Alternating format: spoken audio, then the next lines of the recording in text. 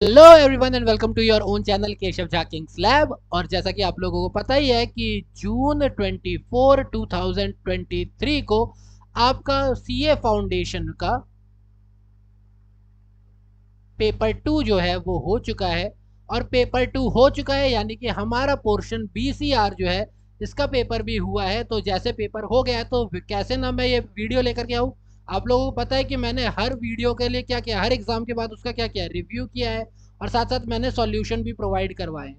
तो I am once again back for BCR. इस video के अंदर हम लोग क्या करने वाले हैं, इस वीडियो के अंदर हम लोग हमारा जो बीसीआर है, बिजनेस कम्युनिकेशन एंड रिपोर्टिंग, क्योंकि इस चैनल पे मैं यही पढ़ा रहा हूँ, तो इसका फुल जो भी है पेपर का रिव्यू करेंगे और साथ ही साथ उसके सॉल्यूशंस को भी देखेंगे।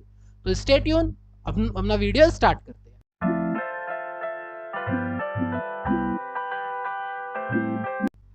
तो जैसा कि आप लोगों को पता ही है, हमेशा से पता है कि भैया ये 40 मार्क्स का होता है। इसमें क्वेश्चन नंबर 7, 8, 9, 10 और 11 करने होते हैं। जिसमें क्वेश्चन 7 जो होता है वो कंपलसरी होता है। बाकी 8 में से आप, बाकी 4 क्वेश्चन में से आप कोई से भी 3 कर सकते हो। सारे क्वेश्चन 10-10 मार्क्स के होते हैं। और हमारा जो क्वेश्चन नंबर 7 होता है, क्वेश्चन नंबर 7 का जो फर्स्ट पार्ट होता है वो हमेशा से क्या होता है, कंप्रीहेंशन पैसेज होता है। और जो सेकंड पार्ट होता है वो हमारा नोट मेकिंग का होता है। ठीक है। तो मैंने थोड़ी सी चीटिंग की है। मैंने क्या किया है, मैंने ये पहले से ही पैराग्राफ पढ़ रखा है ताकि वीडियो में ये पूरा पैराग्राफ पढ़ने की ज़रूरत मुझे ना पड़े। और जैसा कि मैंने आप लोगों को पता रखा है हमेशा से कि जब भी आप लोगों को कंप्रीहेंशन पैसेज का क्वेश्चन पढ़ना हो, क्वेश्चन अटेम्प्ट करना हो, तो कभी भी आपको पूरा पैराग्राफ पहले नहीं पढ़ना है। पहले क्या पढ़ना है आप लोगों को, क्वेश्चन। हमेशा पहले क्या पढ़ना है हम लोगों को, क्वेश्चन। तो हमारा पहला ही दे रखा, मैंने क्या है पैराग्राफ ऑलरेडी पढ़ रखा था तो मेरे को इतनी दिक्कत नहीं है। तो आई डोंट थिंक कि आप लोग भी माइंड करोगे मेरा पहले पढ़ना। वैसे यहाँ क्या दे रखा है, what is an air pollution, air pollutant. Air pollutant होता क्या है, सबसे ऊपर वाले पैराग्राफ के अंदर ही इसका दे रखा है। देखो क्या बोला हुआ है, air pollutant is defined as a substance which is present in air while normally it is not there or present in an amount exceeding the normal concentration. एक नंबर के लिए काफी है इतना बड़ा आंसर। ठीक है। आप ज्यादा से ज्यादा ये ऐड और कर सकते हो, it could either be gaseous और पार्टिकुलेट मैटर। खत्म, इतना बड़ा आपने आंसर दे दिया यहां से यहां तक, मिल गए 1 मार्क्स। खत्म। सेकंड हमारा क्वेश्चन है, why do we feel suffocated in a closed environment. भाई साहब इन्होंने ना पैराग्राफ वाइज पैराग्राफ क्वेश्चन पूछा हुआ है। बहुत ही अच्छा लगा मुझे ये देख करके कि इन्होंने ये बोला हुआ है।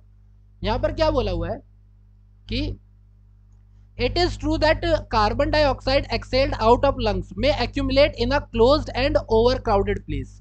यानी जो कार्बन डाइऑक्साइड जो होती है वो एक्सेल करने से क्या होता है, वो उसकी मात्रा ज्यादा हो जाती है ओवर क्राउडेड प्लेस में। पर ये काफी क्या होता है, स्मॉल और टेम्पररी होता है, unless the room is really tight, जिसकी वजह से आपको क्या होगा, सफोकेशन हो सकती है। यहाँ पे दे रखा है। तो air pollution, it is not common to experience a feeling of suffocation in close environment. क्यों होता है ऐसा, क्योंकि कार्बन डाइऑक्साइड यहाँ से लेते हैं, carbon dioxide exhaled out out the lungs may be accumulated in a closed and over crowded place. ठीक है। But such an increase is usually small and temporary unless the room is really और air tight. Clear हो गया। दूसरा point ये हो सकता है कि exposure to poisonous gases as carbon monoxide may occur in closed room heated by burning coal inside. तो ये सारे पॉइंट हमारे सफोकेशन के हो गए। आप 2 पॉइंट लिख दोगे, बात खत्म, 1 नंबर मिल गए। पहले पैराग्राफ से पहला क्वेश्चन, दूसरे पैराग्राफ से दूसरा क्वेश्चन। बहुत सही। तीसरा क्या बोला हुआ है, how the sick building syndrome can be categorised. Characterised, कि क्या बोलोगे आप, कैरेक्टराइज्ड, कैटेगराइज्ड बोल रहा था, कैरेक्टराइज्ड है ये रहा। सिक बिल्डिंग सिंड्रोम कैसे बताओगे आप, it is characterized, direct answer दे रखा है, by a general feeling of malaise, headache, dizziness and irritation of mucous membranes. It may also be accompanied by nausea यानी जी मचलना, itching, aches, pains and depression. बस बात खत्म, हो गया, 1 नंबर मिल गया यहाँ तक के। डिप्रेशन तक ला करके 1 नंबर मिल गया, 3 नंबर हो गए खत्म। इतने के ही थे 3 number. Fourth question, how is indoor smoking very hazardous. देखो इसका तो आप खुद भी बना सकते हो। इंडोर स्मोकिंग क्यों हैजार्डियस नहीं होगी, आप लोगों को पता है कि कैसे नहीं होगी। ठीक है। क्या भाई, दिक्कत तो होगी ना इंडोर में, अगर आपके कार्बन मोनोऑक्साइड फैल जाए, आप वुड को जला रहे हो। ठीक है। तो यहाँ पर हमें दे रखा है, इसके अंदर दे रखा है यहाँ पर इंडोर और इंडोर के बारे में बोला हुआ है ना, smoking of tobacco in closed environment is an important source of indoor pollution. ठीक है, ये हाई क्वांटिटेटिव नहीं होगा पर होगा, तो पहला पॉइंट है, ये लाइन लिखने की जरूरत नहीं, सिर्फ यहां तक लिख दो पहला पॉइंट। दूसरा क्या हो जाएगा हमारा, burning of dry Dang and fuel, ये भी हो सकता है घर के अंदर अगर आप कर रहे हो तो। ठीक है, और अलग से 3000 से ज्यादा ऐसे केमिकल चीजें हैं जिनसे आपका इंडोर एनवायरनमेंट में प्रॉब्लम होगी। ठीक है, क्लियर हो गई बात। और क्या पूछा था हमसे, हाउ इज, और कैसे हजार्डियस हो सकता है, दूसरा पॉइंट ये होगा। तीसरा पॉइंट देखो यहाँ दे रखा है, most of the infective illness may involve more person of a family in living in common indoor environment, यानी माइक्रो ऑर्गेनिजम्स की वजह से भी हो सकता है, तो ये भी एक प्रॉब्लम है। तीसरा पॉइंट यहाँ पे हो गया, 3 पॉइंट आपने डाल दिया, बात खत्म। लास्ट पॉइंट हमें दे रखा है, how can one overcome the danger of indoor air pollution, ये देखो यहाँ पर दे रखा है, आप कैसे बच सकते हो। By indoor air ventilation system अच्छा करो, कूलर एयर कंडीशनर वगैरह यूज करो। ठीक है, पेट एनिमल का जो भी प्रॉब्लम है उन चीज़ों को सॉल्व करो, ये सारे कॉज होते हैं, इनको ख़त्म कर दो।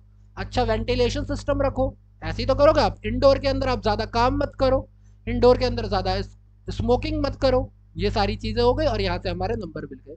तो 5 नंबर से मुझे नहीं लगता कि ये क्वेश्चन मैं वेरी टफ कहूँगा, इवन मेरे को तो इसके सारे आंसर एक बार में मिल गए, तो इसको मैं वेरी इजी की कैटेगरी में रखूंगा कि ये 5 नंबर तो बच्चा कहीं से भी ले आएगा, ये बहुत ही ज्यादा इजी मेरे को लगा क्वेश्चन। सेकंड पैराग्राफ भी मैंने पढ़ा हुआ है, नोट मेकिंग के लिए कोई बहुत बड़ी चीज नहीं है, ये आप लोगों के बुक के अंदर का है कि इफेक्टिव स्पीकिंग का है। मैं नोट मेकिंग और प्रेसी इस वीडियो में कवर नहीं कर रहा हूँ, है ये इजी। आप लोग मुझे कमेंट करके बता दो अगर आप लोगों को चाहिए, तो मैं कल परसों में या संडे तक मैं एक वीडियो नोट मेकिंग की अलग से बना देता हूँ, एक वीडियो में कहते हैं प्रेसी की अलग से बना देता हूँ। बाकी आईसीएआई जो है कुछ दिनों में जैसे ही आपके एग्जाम खत्म हो जाएंगे वो सजेस्टेड आंसर पोस्ट करेगी ही करेगी, वो सजेस्टेड आंसर पोस्ट करेगी करेगी, तो आप वहां से भी पढ़ सकते हो। एक्चुअली बात यह है कि मैं कभी भी प्रेसी राइटिंग के ऊपर, इस प्रेसी और समरी वगैरह के ऊपर इसलिए इस क्वेश्चन को टालता हूँ क्योंकि ये हर एक इंडिविजुअल का क्या है, अपना थॉट होता है, हर एक इंडिविजुअल इसे अलग तरीके से कर सकता है। अब मैंने एक पैराग्राफ बता दिया, मैंने तो जनरल गाइडलाइंस दे दी, किसी ने अगर वो नोट मेकिंग नहीं की है वो परेशान हो जाएगा, मेरे नंबर जा रहे हैं, मेरे नंबर जा रहे हैं। इस वजह से कह रहा हूँ, ये क्या है, हर एक का अपना इंडिविजुअल होता है, बट स्टिल अगर आपको चाहिए मुझे बता देना, मैं 2 सेपरेट वीडियोस ले लूंगा। ठीक है, एक में नोट मेकिंग डिस्कस कर लेंगे और एक में हम लोग प्रेस ही कर लेंगे। क्लियर। बाकी ये देखो, अब क्वेश्चन नंबर 8 स्टार्ट होता है। क्वेश्चन नंबर 8 का मैंने आप लोगों को क्या बता रखा था, हमेशा से बताया हुआ कि ए पार्ट जो होता है वो चैप्टर नंबर 1 से आता है, बी पार्ट जो होता है उसके अंदर हमारा चैप्टर नंबर 2 और 3 इंक्लूड होता है, और जो सी पार्ट होगा क्वेश्चन नंबर 8 के अंदर वो हमारा क्या होगा, प्रेसी राइटिंग का होगा। तो हम लोग ए और बी पार्ट करेंगे यहाँ पे, प्रेसी को मैं अभी नहीं छेड़ रहा हूँ। ठीक है, क्या बोला हुआ है, communication does not simply involve sending of a message bye a person. Communication का मतलब ये नहीं होता कि आप मैसेज सेंड कर दो, करेक्ट बात है, ये बात तो बिल्कुल करेक्ट है। क्यों है ये बात करेक्ट, क्योंकि कम्युनिकेशन के अंदर जो है सेंडर जो है, सेंडर मैसेज को इनकोड करता है, इनकोड करने के बाद वो मैसेज को सेंड करता है, सेंड करने के बाद एक रिसीवर उस मैसेज को रिसीव करता है, रिसीव करने के बाद वो उसको डिकोड करता है, डिकोड करने के बाद वो अपना मैसेज जनरेट करता है, रिसीव करने का डिकोड करता है और वो अपना मैसेज जनरेट करता है, जिसे हम लोग क्या कहते हैं, फीडबैक कहते हैं। और जब ये फीडबैक सेंडर के पास पहुंच जाता है तब जाकर के हमारा कम्युनिकेशन कंप्लीट होता है। तो यहाँ पर क्या बोला हुआ है, यहाँ पर हमें बोला हुआ है communication does not simply involve sending of a message bye a person. नहीं, जब तक इसके अंदर बहुत सारी चीजें आती है, कम्युनिकेशन के अंदर हमारी क्या क्या चीजें आती है, इसके अंदर मैसेज आता है, उसके बाद उसको सेंड करना था, सेंड करने के बाद फीडबैक आता है, जब तक फीडबैक कंप्लीट नहीं होगा हमारा कंप्लीट नहीं होगा। तो हम इसको कैसे लिख सकते हैं, अगर मुझे लिखना हो तो मैं कैसे लिखूंगा, 2 मिनट वेट कर लो कि इतनी स्पीड नहीं है मेरी लिखने की। Communication can only be completed once the sender of the message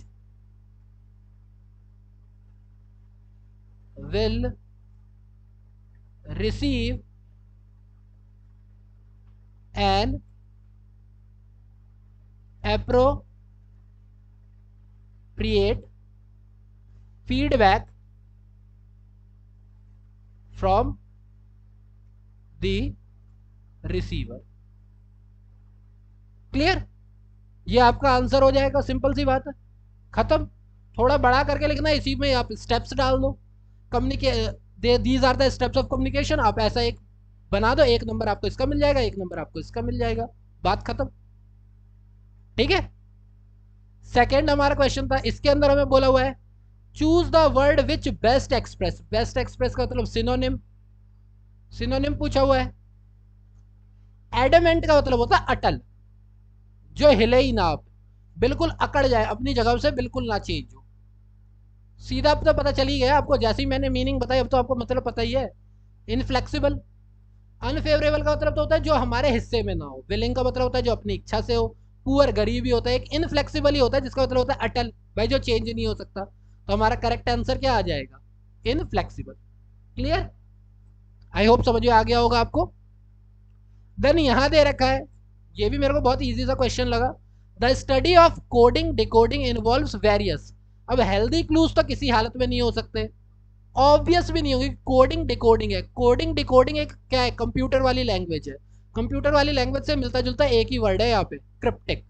और कोडिंग डिकोडिंग में कोड्स जो होते हैं, क्लूज जो होते हैं, वो सारे क्रिप्टिक ही तो होते हैं, नहीं तो डिकोड करना होता है। तो इसका करेक्ट आंसर हो जाएगा क्रिप्टिक।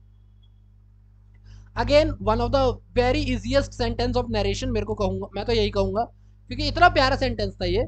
इसमें क्या करना था आपको, सिंपल सा लिखना है ही सैड, क्योंकि सैड का सैड ही होता है, that.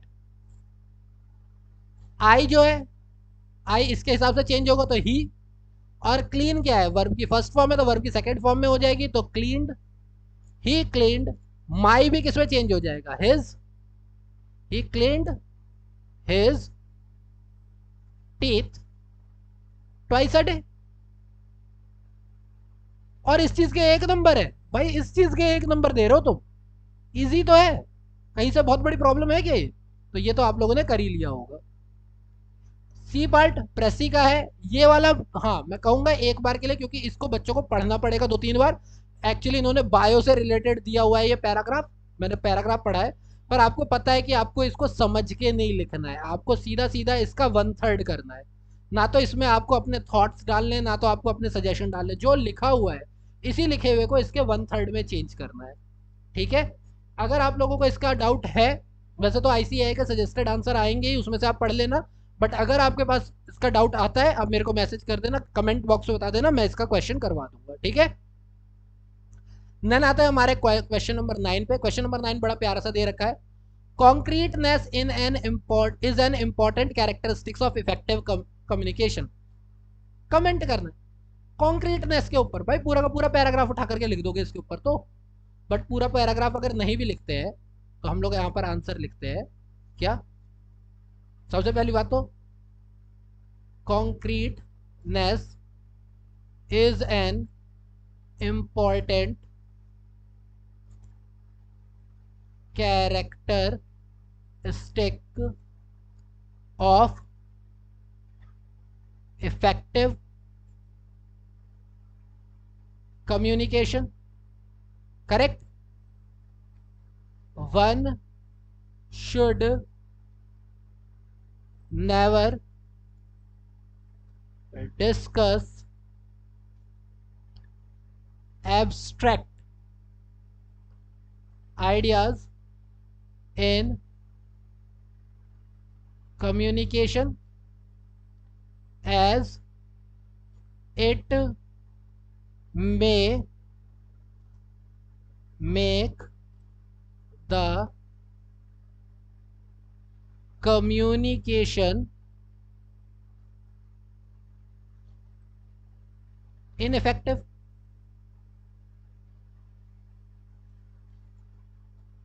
Whatever facts you put during the communication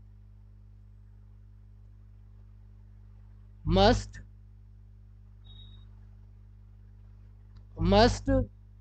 B backed up with proofs. Clear, simple. भाई कॉन्क्रीट का मतलब तो ये है ना कि एब्स्ट्रैक्ट आइडिया मत दो, एवं आइडिया मत दो। आई होप समझ गए होगे, मैं बोल तो रही था, मेरी राइटिंग थोड़ी खराब है आई नो, और वो तुम लोगों को भी पता है।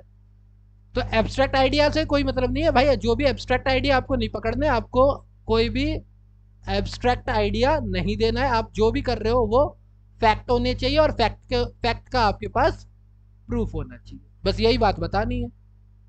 क्लियर, तो ये वाला हो गया। Now what do you mean by visual communication, इससे ज्यादा इजी क्या ही क्वेश्चन देंगे ये। What do you mean by visual communication, क्या होगा? Visual communication in this communication we use graphic designs, colors along with written communication sorry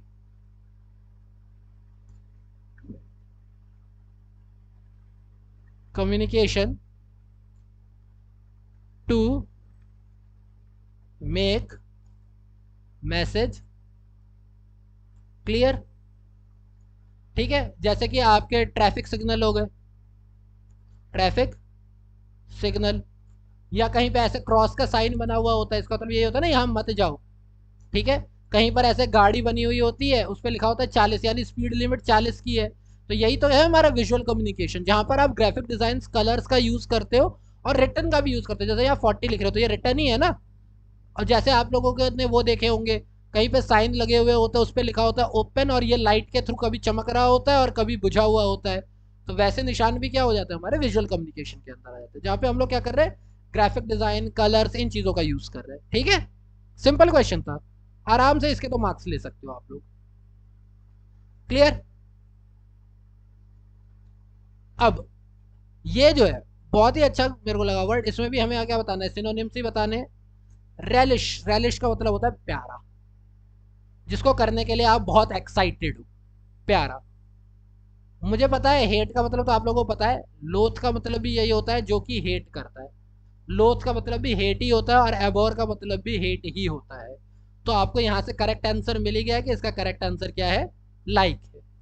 clear, तो ये आपका लिए हो गया। नेक्स्ट हमारा है, भाई साहब अभी इससे ज्यादा कोई इजी क्या ही देगा। Choose the word which best express the meaning of the given word. Answer दे, क्वेश्चन दे रखा है आपको मेसी, मेसी है, सिंपल है। तो मेसी का सेम क्या हो जाएगा, मेसी का सेम क्या होगा, ऑर्गेनाइज तो हो नहीं सकता भाई, ऑर्गेनाइज तो सुधरा हुआ होता है, तो ये तो हो ही नहीं सकता। मेसी डर्टी होगा, हाइजीनिक हो नहीं सकता, क्लीन हो नहीं सकता, क्योंकि इन तीनों का मीनिंग सेम है। करेक्ट है। हाँ, एक ये क्वेश्चन मुझे लगा कि थोड़ा सा ये अलग दिया है इन्होंने, थोड़ा सा बच्चों को सोचना पड़ेगा इसके बारे में। ये वाला क्वेश्चन दिया है, मैं आपको इसको पहले कन्वर्ट करता हूँ, फिर इसका रीजन बताता हूँ कि क्या होगा। ये सेंटेंस बनेगा, शी सेड आई, क्योंकि ये शी जो है किसमें चेंज हो जाएगा, इसके हिसाब से हुआ होगा तो आई से हुआ होगा। I would buy a new house if I, again she है ना, तो आई वर रिच।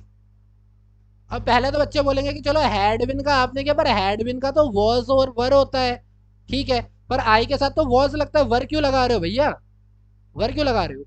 तो बात ये, जब भी हमारा कोई ऐसा सेंटेंस होता है ना जिसको हम बोलते हैं अगर ये होता, तो अगर ये होता, जब भी ऐसा सेंटेंस होता है जिसमें ये आ जाए मैं अगर मैं तोता होता, तो ऐसे सेंटेंस में इससे फर्क नहीं पड़ता कि यहाँ पर मैं है, तुम है, हम है, क्या है। जब भी ये आ जाए ना, जब आप विश कर रहे हो, तो वहां पर हमेशा वर ही आता है, and that's why if I were rich. Clear है? ठीक। और क्योंकि ये पास्ट में है इसीलिए मुझे नहीं लगता कि यहाँ पर फ्यूचर बनाने की कोई जरूरत है कि आप वुड का विल करो। क्लियर है? तो इसीलिए यहाँ पर हमने वुड का वुड ही यूज किया है। डन, आई होप समझ गए होंगे आप लोग। नेक्स्ट बहुत ही प्यारा दिया हुआ है, 250 वर्ड का लिखना है, क्लाइमेट चेंज के ऊपर लिखना है। जिन बच्चों ने भी मेरी वीडियोस पहले देखी हुई है उन्हें एक चीज़ बहुत अच्छे से पता है, उन्हें एक चीज़ बहुत अच्छे से पता होती है कि जब आप भी, आपको हमेशा क्या करना होता है, अपने टॉपिक को 5 पार्ट में बांटना होता है। ठीक है, हमारा टॉपिक है क्लाइमेट चेंज। सबसे पहला point low, what is climate, why it is important. मैंने 2 लिए, मेरे ख्याल से आप इसके ऊपर 20 वर्ड और इसके ऊपर 20 वर्ड आराम से लिख सकते हो। What is climate and why it is important, आप इंपॉर्टेंस तो बता ही सकते हो क्लाइमेट की, तो 20-20 वर्ड्स आप यहाँ पर लिख सकते हो, तो हमारे 40 वर्ड हो गए यहाँ से complete. Now second, present day changes of climate. आज की डेट में आपको किस तरीके के चेंजेस देखने को मिल रहे हैं क्लाइमेट में। क्लाइमेट क्या हो रहा है, क्लाइमेट रैपिड चेंज हो रहा है। सबसे पहली चीज तो यही आ गई, रैपिड चेंज हो रहा है। सेकंड, वार्म हो रहा है, अनयूजुअल हो रहा है, कई जगहों पर हो रहा है, अनयूजुअल हो रहा है। किस कारण से हो रहा है वो नहीं बताना है, अभी सिर्फ ये बताना है कि रैपिड चेंज आ रहा है, हमारा एनवायरनमेंट गर्म होता जा रहा है, अनयूजुअल एक्टिविटीज होती जा रही हैं, ग्लेशियर्स पिघलते जा रहे हैं, ग्लेशियर मेल्ट होते जा रहे हैं। ये 4 पॉइंट ले लिए हमने। मैं कहता हूँ कि आपने हर एक पॉइंट के ऊपर अगर 15 वर्ड भी लिख दिया तो 60 हो जाएंगे, पर मैं 40 ही लेके चलता हूँ। मैं 40 लेके चल रहा हूँ कि आप 4 पॉइंट के ऊपर 4 तो बना ही लोगे। करेक्ट है? देन उसका तीसरा पॉइंट आता है हमारा, कॉजेस क्या है इसके। भाई कॉजेस क्या है, एनवायरनमेंट चेंज होने के कॉजेस क्या है। सबसे पहली बात तो pollution, then heat, then glacier, then green house effect, then ozone depletion. भाई आराम से इनको लेकर के 60 वर्ड लिख सकते हो आप बड़े प्यार से। हमारे 140 वर्ड हो गए, 140 वर्ड तो हो ही गए, हालांकि इससे ज्यादा ही हो जाएंगे जब तुम लिखोगे तो। 140 वर्ड हो गए। इसका सॉल्यूशन क्या है, पॉल्यूशन को खत्म करने के आप 2-3 सॉल्यूशन बता सकते हो, हीट को कम करने के आप 2-3 सॉल्यूशन बता सकते हो। यानी आपके जो कॉजेस हैं, कॉजेस के ही आप क्या बता दो, सॉल्यूशन बता दो। थोड़ा गवर्नमेंट को ऐड कर दो, थोड़ा आप सोसाइटी को ऐड कर दो।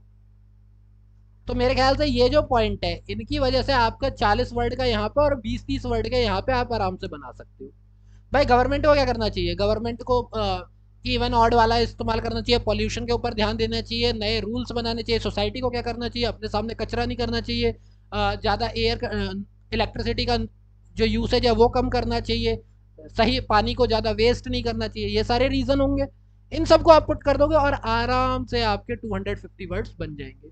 हमेशा याद रखो कि जब भी आपको आर्टिकल लिखना है, रिपोर्ट लिखना है, तो सबसे पहले टॉपिक क्या है, उस टॉपिक का इम्पैक्ट आज की डेट में क्या है, उसके अगर इफेक्ट लिख सकते हो, गुड इफेक्ट बैड इफेक्ट हो तो वो तो लिख ही सकते हो, वरना causes.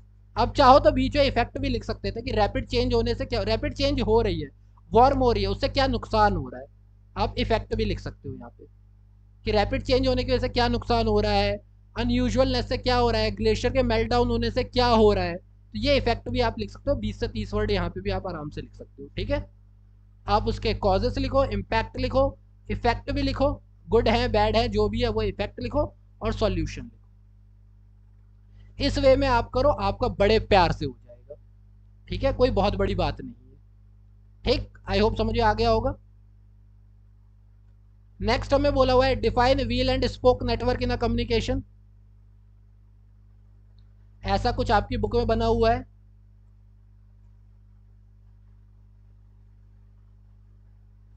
Wheel and smoke network क्या होता है, ये ऐसा नेटवर्क होता है जिसमें एक सिंगल अथॉरिटी होती है, वही सबको ऑर्डर देती है और सब उसी को रिपोर्ट करते हैं।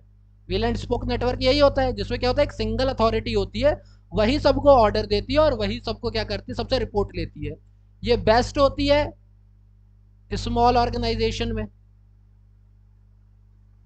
स्मॉल होती है और स्मॉल ऑर्गेनाइजेशन में। दूसरा कहाँ पे फायदेमंद होती है, where leadership needs to be centralised, जहां पे लीडरशिप क्या चाहिए आपको, सेंट्रलाइज चाहिए।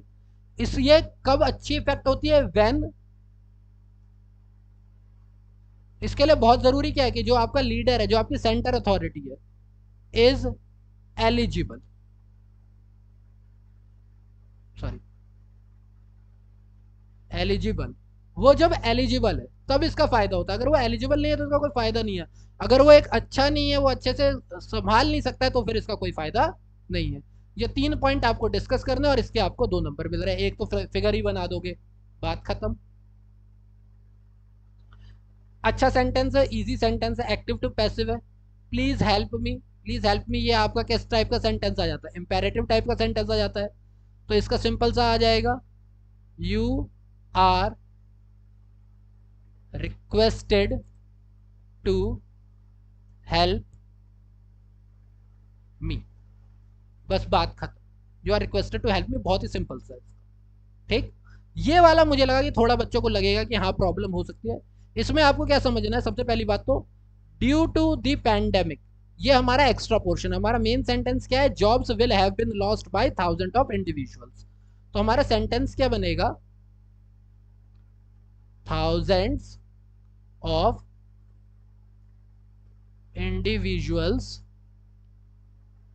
will have lost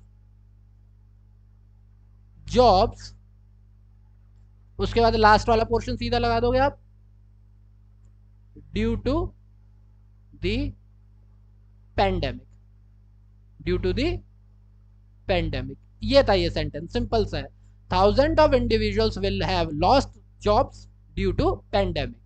अगर आप चाहते हो तो ये ड्यू टू पेंडेमिक आप सेंटेंस की स्टार्टिंग में भी रख सकते हो, कॉमा लगा के, due to pandemic thousand of individuals will have lost jobs. Clear, ये हो जाएगा सिंपल। ये एक और अच्छा क्वेश्चन दे रखा है, बहुत ही प्यारा क्वेश्चन दिया, द टीचर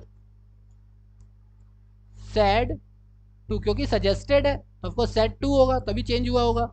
और साथ साथ यहाँ पे द बॉयज भी है तो ये लिखना ही पड़ेगा, the boys, comma inverted comma, that खत्म हो गया। अब दे है तो दे की जगह हम क्या लगाएंगे, यू, क्योंकि बॉयज है तो वो अपने आप ही प्लूरल में चेंज हो जाएगा, you should, you should go swimming since it is so warm. क्यों, क्योंकि यहां पर वॉज था तो वॉज हमारा इज एम आर में चेंज हो जाएगा, since it is so warm. Clear, तो हमारा सिंपल सेंटेंस बन जाएगा, you should go swimming since it is so warm, और नंबर मिल जाएंगे। बहुत ही इजी है, आराम से कर सकते हो। ये वाला अच्छा था। आपको क्या करना है, एक ईमेल लिखना है, ईमेल लिखना है, उसमें आपको क्या बताना है, एक लेटर के तौर पे ईमेल लिखना है, जिसमें आपको ये बताना है कि एडवांटेज क्या है इंटरनेट के, डिसएडवांटेज क्या है, और किस तरीके से लोग बहुत ज़्यादा यूज़ कर रहे हैं। तो ऑफकोर्स जब भी आप ईमेल लिखते हो तो ईमेल का फॉर्मेट आप लोगों को पता ही है कि आप सबसे पहले क्या होता है, सबसे पहले आपका यहाँ पे टू होता है जिसमें आपकी ईमेल होगी, देन यहाँ पर क्या होता है, नहीं सॉरी, पहले फ्रॉम होता है ना, सॉरी, पहले फ्रॉम होता है यहाँ पे, फिर टू होता है, क्लियर, फिर आपका सी सी बी सी सी होता है, क्लियर, और देन उसके बाद आपका यहाँ पे सब्जेक्ट होता है। ये आपको करना है, और उसके बाद आपको लेटर का फॉर्मेट यूज़ करना है। आपको 3 पैराग्राफ यूज़ करने हैं।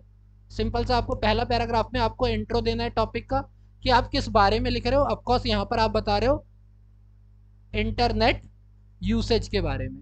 तो इंटरनेट यूसेज के बारे में आप सबसे पहले बात क्या कर सकते हो, प्रेजेंट डे के बारे में बात कर सकते हो कि प्रेजेंट डे इम्पैक्ट क्या है इसका। ठीक है, हम बोल सकते हैं कि जैसा कि हम लोग देख ही रहे कि प्रेजेंट डे इम्पैक्ट जो इंटरनेट का बहुत ज़्यादा बढ़ चुका है। हम अपने आसपास काफ़ी सारे बच्चों को देखते हैं that they are using internet continuously, they are on phone for long period of time. ठीक, देन सेकंड पैराग्राफ आप लोगे जिसके अंदर आप लोग बताओगे एडवांटेजेस एंड डिसएडवांटेजेस के बारे में। डिसएडवांटेजेस के बारे में ऑफ कोर्स आप एडवांटेजेस के बारे में बता सकते हो that the whole world is with you, you can search anything, you can gain your knowledge. But disadvantage में क्या होगा दैट मैनी बैड इन्फ्लुएंस, आप यहाँ से मैनी बैड इन्फ्लुएंस करते हो, बच्चों को पता नहीं सही क्या है गलत क्या है। तो बहुत सारी पॉइंट्स है। आप इसके अंदर अडल्ट चीज़ों के बारे में भी बता सकते हो कि अडल्ट चीज़ें जो होती है उससे बच्चा बहुत जल्दी क्या हो जाता है, कनेक्ट कर जाता है। ये डिसएडवांटेजेस है। बच्चों का क्या होता है, टाइम वेस्ट होता है, बच्चों का क्या होता है, स्ट्रेस बढ़ता है। तो ये सारी चीज़ें डिसएडवांटेजेस में हो जाएंगी। और जो थर्ड पैराग्राफ होगा उसमें आप अपना सॉल्यूशन लिखोगे कि इसके लिए हमें क्या करना चाहिए। सबसे पहली बात, फैमिली को क्या करना चाहिए। बच्चे की गलती नहीं भाई, बच्चे को नॉलेज नहीं है। फैमिली को क्या करना चाहिए, स्कूल्स को क्या करना चाहिए, टीचर्स को क्या करना चाहिए। आप कहोगे टीचर्स को क्यों पटक रहे हो, आजकल है ना ज़्यादातर चीज़ें, अब ज़्यादा प्रोजेक्ट भी होता है, प्रोजेक्ट के लिए क्या बोलते हैं टीचर, अरे इंटरनेट पे देख लेना, यूट्यूब पे देख लेना और बना लेना। ऐसे प्रोजेक्ट दे ही क्यों रहे हो जिससे बच्चा इंटरनेट पे ही देख के बनाए, तो वो तो नेट यूज़ करेगा ही ना। अच्छा ठीक है, फ़ोन में देख लेना और आंसर मिल जाएगा। तो स्कूल्स टीचर्स को ध्यान देना चाहिए, फैमिली को ध्यान देना चाहिए, बच्चों को बताना चाहिए क्या सही है क्या गलत है। पेरेंट कंट्रोल लगाना चाहिए, पेरेंट कंट्रोल वाली चीज़ जो है वो यूज़ करनी चाहिए। उन्हें रेगुलर सर्च करना चाहिए कि बच्चा क्या सर्च कर रहा है क्या नहीं कर रहा है, बच्चे के बिहेवियर को नोटिस करना चाहिए। ये सारी चीज़ें सॉल्यूशन में आप डाल दोगे एंड आपका ये बन जाएगा। क्लियर। देन नेक्स्ट हमारा लास्ट क्वेश्चन आता है जिसे कहते हैं how emotion of a person become a barrier of communication. भाई ये तो बहुत इंपॉर्टेंट है। इमोशन सामने वाले, कभी भी अगर आप कम्युनिकेशन में इमोशन लेकर के जा रहे हो, अगर आप एंगर लेके जा रहे हो, एंजाइटी लेके जा रहे हो, डिप्रेशन लेके जा रहे हो, स्ट्रेस लेके जा रहे हो, तो ये क्या करेगा, ये हैम्पर करेगा आपकी कम्युनिकेशन को। क्योंकि अगर आप एंगर लेके जा रहे हो तो आप जो बोलना चाहते हो ना तो वो ढंग से बोलोगे और ना आप दूसरे की बात समझोगे। तो एंगर जो होता है वो क्या करता है, हमारी अंडरस्टैंडिंग को खत्म कर देता है। एंगर क्या करता है, हमारी अंडरस्टैंडिंग को एंड कर देता है। तो इसीलिए इमोशन पे कंट्रोल करना बहुत जरूरी है during the communication, otherwise it is a very big barrier for us. ठीक है, ये हो जाएगा हमारा। नेक्स्ट हमें दे रखा है idiom and phrases. Finally idiom and phrases दे रखे हैं, दो दे रखे हैं। बोन ऑफ कंटेशन, अब देखो मेरे को पता है कि आपको ज्यादातर को ये नहीं पता होगा। बेसिकली वो होता है झगड़े की वजह, ऐसी कोई चीज जो चीज लगातार खींचते जा रहे हैं हम। ठीक है, तो मैंने जैसे ही बोल दिया झगड़े, झगड़े की वजह, आपको पता है ये सब्जेक्ट ऑफ डिस्प्यूट, ये करेक्ट आंसर होगा, ये तीनों नहीं होंगे। क्लियर। नेक्स्ट होता है हमारा फेस द म्यूजिक।